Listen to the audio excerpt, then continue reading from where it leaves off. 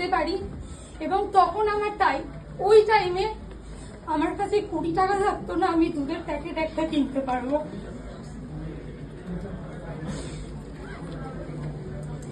আমি মাত্র 3000 টাকার জন্য আমি অনেক জায়গায় ঘুরে বেড়াতাম। 3000 টাকা যদি আমি একটা ইনকামের কাজ পাই তাহলে আমার সংসারটা চলে যাবে, অ্যাটলিস্ট আমি দুধের প্যাকেট কিনতে পারবো আমার মেয়ের জন্য। সেটার জন্যই ঘুরতে থাকি। আমার বোনের স্কুলের ফ্রেন্ড থাকে প্রিয়াঙ্কা, ওর নাম, ওর জন্য একবার হাততালি চাইবো। প্রিয়াঙ্কা এখন নেই। প্রিয়াঙ্কা আমাকে, দিদি তুমি চলো একটা কাজ আছে। আমি ওকে বলি মাসে কত পাওয়া যাবে বল, যা কাজ থাকবে করবো, যা কাজ বলবে করবো। অফিসে যদি গিয়ে চাও দিতে হয় সেটাও দিয়ে দেবো, কিন্তু আমার 3000 টাকার কাজ চাই। বললো দিদি তুমি চলো, তোমাকে আমি বোঝাতে পারবো না, গিয়ে চলো। তো ফার্স্ট আমাদের একটা হোম মিটিং এ নিয়ে যায় এবং সেখানে রুনি ম্যাম, অনিন্দিতা ম্যাম থাকেন। তাদেরকে দেখি খুব গোল মিটিং হচ্ছিল এবং সেটা দেখে আমি একটা ফিল করতে পেরেছিলাম যে কত টাকা আমি ভেস্টিজ থেকে ইনকাম করতে পারবো আমি জানি না, তবে আমি যেই আনন্দের জীবনটা ছেড়ে এসে গেছিলাম সেই আনন্দটাকে আমি ফের নতুন করে ভেস্টিজ থেকে পেতে পারি। সেদিন প্রথম জার্নি শুরু করি, আজ পর্যন্ত কোনোদিনও আমি ডিমোটিভেট হইনি। ভেস্টিজকে আমি ভালোবেসে ফেলেছি, আর আমার শেষ জীবন অবধি আমি ভেস্টিজ করব। যতদিন আমি বেঁচে আছি আমি ভেস্টিজ করব। আর আমার যদি ব্লাডও কাটা হয় সেই ব্লাডের গ্রুপও হয়তো ভেস্টিজই বেরোবে।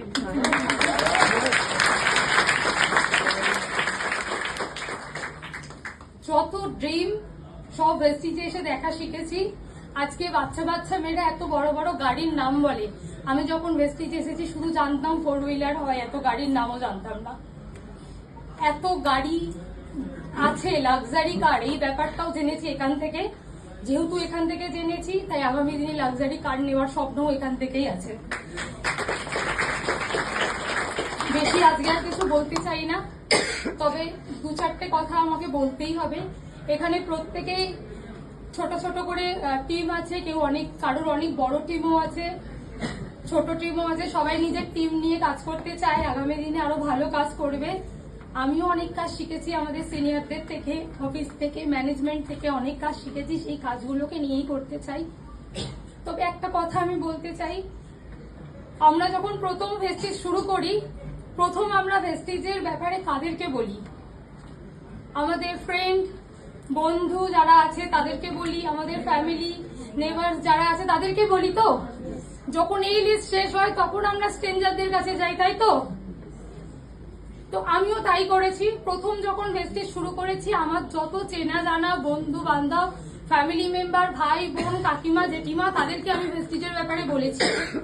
বাট আমি একটা জিনিস দেখতে পাচ্ছি, প্লিজ কেউ পার্সোনালি নেবেন না, আমার আজ ছাড়া আমার আর কোনো জায়গা নেই বলার।